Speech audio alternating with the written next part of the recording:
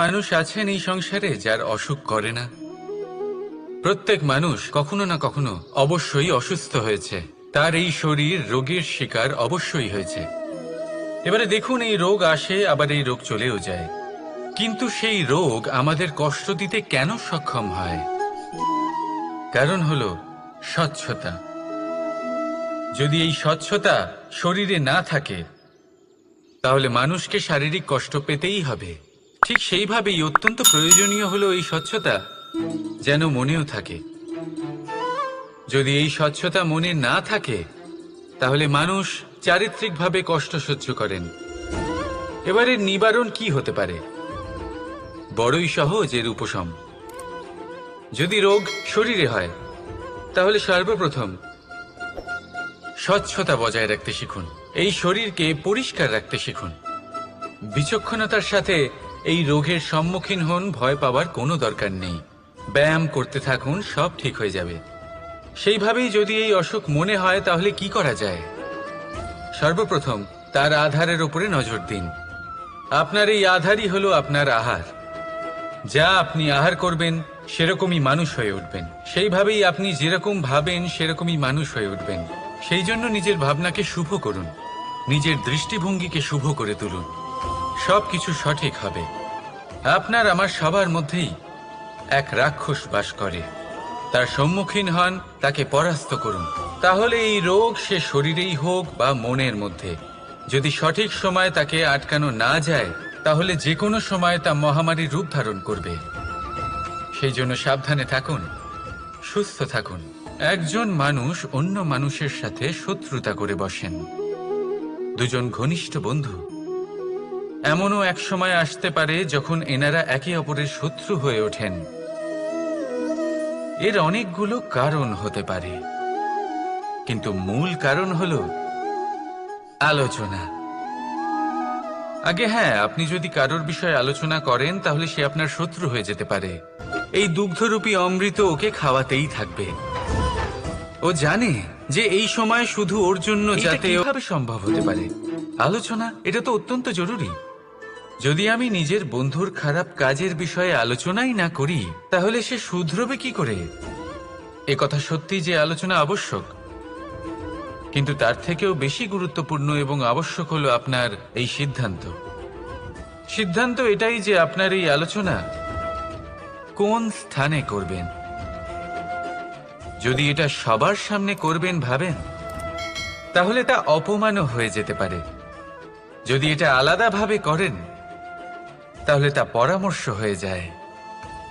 অপমান কেউ স্বীকার করতে পারেন না, কিন্তু পরামর্শ সকলের ভালো লাগে। তাহলে যদি আপন কারোর জন্য ভালো কিছু চান, কাউকে শুধরে দিতে চান, আর আপনার মনে হয় আলোচনা আবশ্যক, তাহলে সর্বপ্রথম সময়, পরিস্থিতি আর স্থানের কথা মনে রাখবেন। নয়তো এই আলোচনা আপনাকে খুব ভোগাতে পারে। কোনো ব্যক্তির নির্মাণ হয় কিভাবে?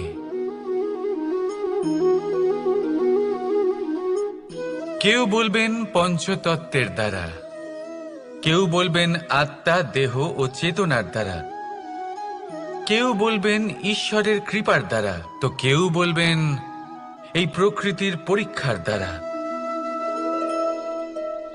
না, মানুষের নির্মাণ হয়ে থাকে বিশ্বাস দ্বারা।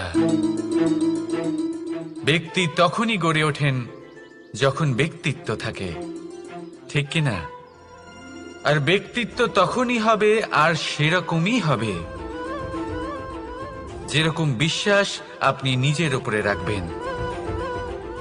যদি আপনি মনে করেন আপনি বিষের ন্যায় হবেন তাহলে আপনি বিষাক্তই হবেন।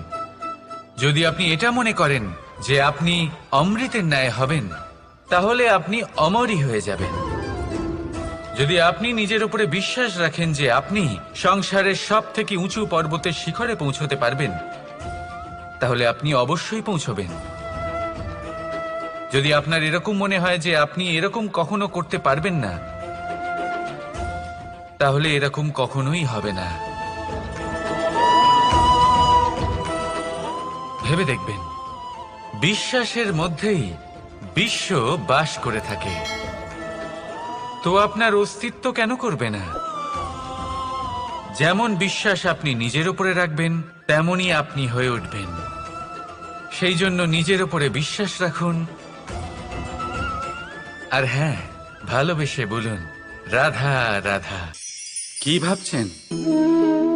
আজ কৃষ্ণ রথীর স্থানে বসে আছে, যেখানে ওর সারথীর স্থানে বসা উচিত ছিল। এটাই ভাবছিলেন তো? অনেক সময় এমন হয় যে আমরা যা দেখছি তা সত্যি হয় না। যেমন সূর্য। সূর্যকে আমরা দেখতে পাই কারণ তাকে দেখা যায়। তবে সত্যি হলো এটাই যে আমরা সূর্যকে দেখতে পাই কারণ আমরা সূর্যকে দেখি। এবার নিজের চোখ বুজে ফেলুন। এবার দিন না রাত কিছুই যায় আসে না। ঠিক সেইভাবে ধর্ম স্থাপনের এই কাজে, ধর্মের এই পথে আমি সারথি নই, আমি হলাম রথী। আর আমি খুঁজে চলেছি সেই সারথি যিনি ধর্ম, কর্ম এবং ভক্তিতে পরিপূর্ণ। ধর্ম যা আপনাকে সঠিক পথে চালনা করে, কর্ম যা আপনাকে পরিশ্রম করায়, আর ভক্তি তাকে সেই পথ থেকে বিচলিত হতে দেয় না। আজ পর্যন্ত আমি সবার সখা ছিলাম, সবাইকে সঠিক পথে চালনা করতাম। এবার আমি খুঁজে চলেছি সেই ব্যক্তিকে যিনি আমার সখা হবেন আর ধর্ম স্থাপনের এই শুভ কাজে আমার সাথী হবেন।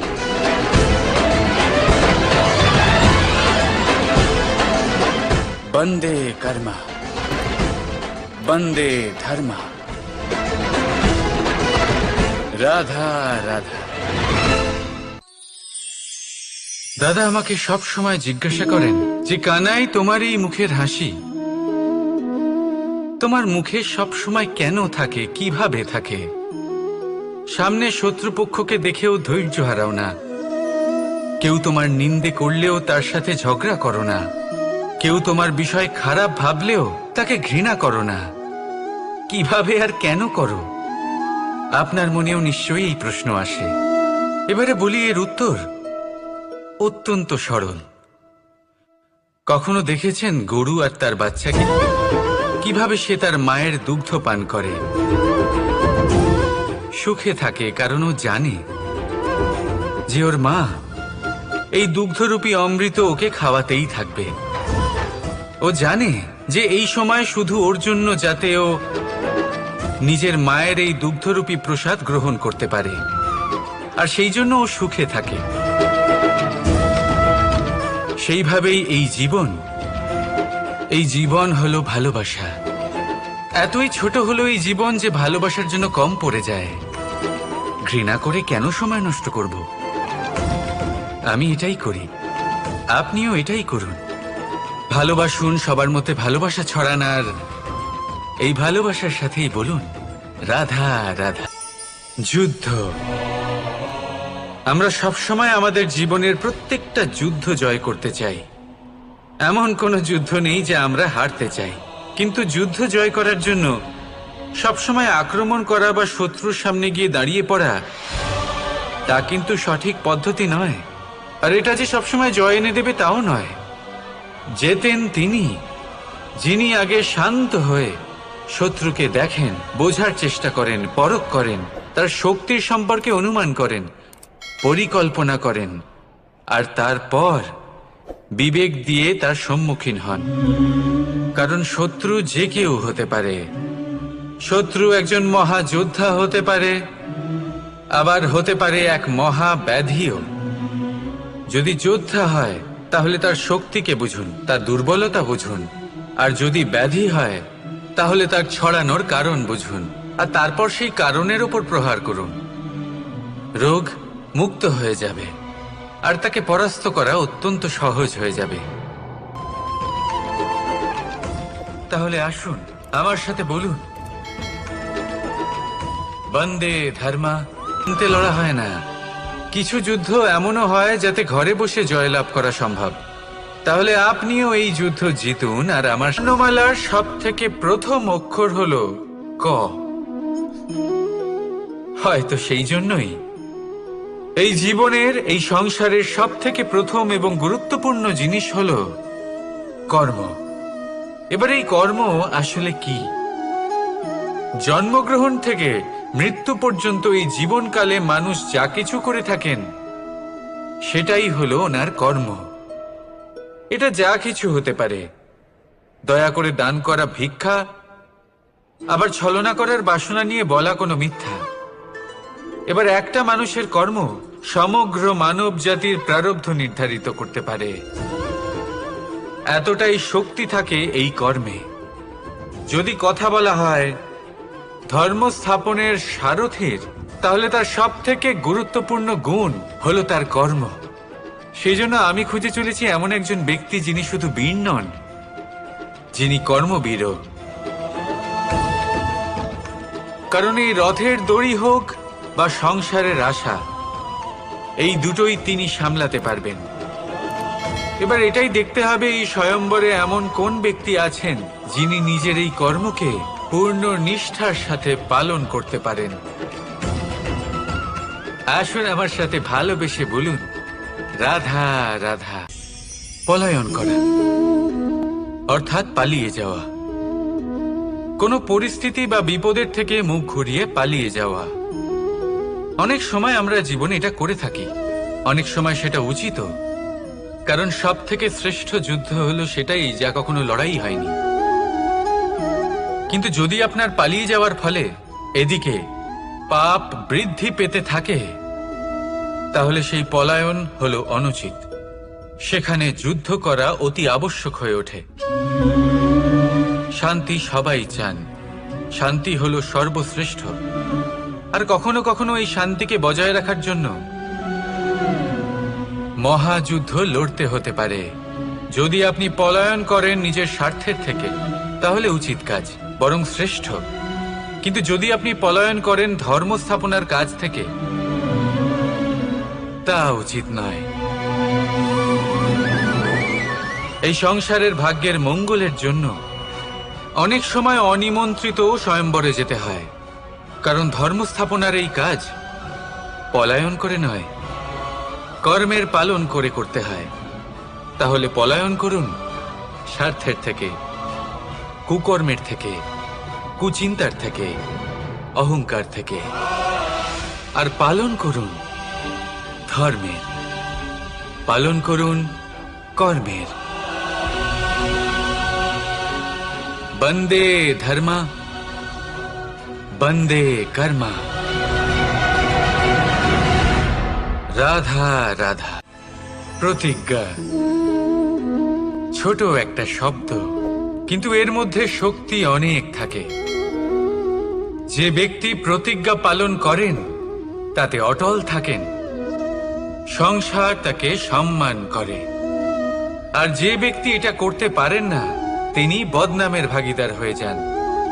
এবার এটা আমরা সবাই জানি, কিন্তু দেখুন এই প্রতিজ্ঞার পালন কি যে কোনো পরিস্থিতিতে, সে যাই হোক না কেন, করা উচিত? অর্থাৎ সংসার এদিক থেকে ওদিক হয়ে যাক, কিন্তু আমি আমার প্রতিজ্ঞায় অটল থাকব। এটা কি উচিত? এবার এটা আমরা বুঝবো একটা উদাহরণের দ্বারা। ধরুন আপনি আজ একটা প্রতিজ্ঞা নিলেন, বনের একটা সিংহকে আপনি রক্ষা করবেন। এ তো খুব ভালো কথা যে আপনি কারোর প্রাণ রক্ষা করবেন। আপনি শিকারীর হাত থেকে ওকে রক্ষা করবেন, ওকে বিপদের হাত থেকে রক্ষা করবেন। এতে প্রকৃতির ভারসাম্য বজায় থাকবে। বলছি, এটা হলো সেই জ্ঞান যা জীবনের পাঠশালা থেকে শেখা হয়। জীবনের প্রত্যেকটা ঘটনা থেকে এই শিক্ষা পাওয়া যায়। কিন্তু যদি এই সিংহ নির্দোষদের ওপর আক্রমণ করে, তখনও কি এর প্রাণ রক্ষা করা উচিত হবে? তখনও কি নিজের প্রতিজ্ঞায় অটল থাকা উচিত হবে? না, কারণ তখন এটা পাপে পরিণত হবে। কোন রকম প্রতিজ্ঞা, কোন রকম প্রতিশ্রুতি যদি এই প্রকৃতির ধ্বংসতে সহায়ক হয়, যদি ভারসাম্য নষ্ট হয়, তাকে ওখানেই ভেঙে দেওয়া উচিত। আর এটা আপনাকে শিখতেই হবে।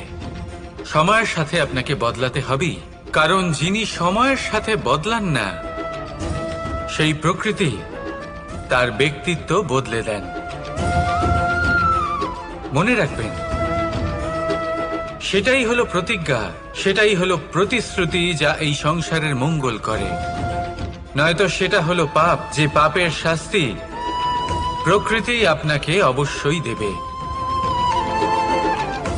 তাহলে আসুন আমার সাথে বলুন, বন্দে ধর্মা বন্দে কর্মা, রাধা রাধা।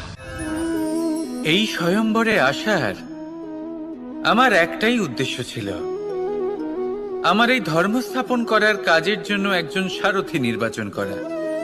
আর ধর্মবীর এবং কর্মবীরের নির্বাচন তো হয়েই গেছে। এবার এটাই দেখতে হবে যে জ্ঞান কার মধ্যে রয়েছে, কে আছেন যিনি মহাজ্ঞানী। এবার বলি, যে জ্ঞানের কথা আমি বলছি তা সেই জ্ঞান নয় যা বই থেকে পাওয়া যায়। এটা সেই জ্ঞান নয় যা বটগাছের মতো বিশাল আকার হয় বা পর্বতের মতো অটল হয়।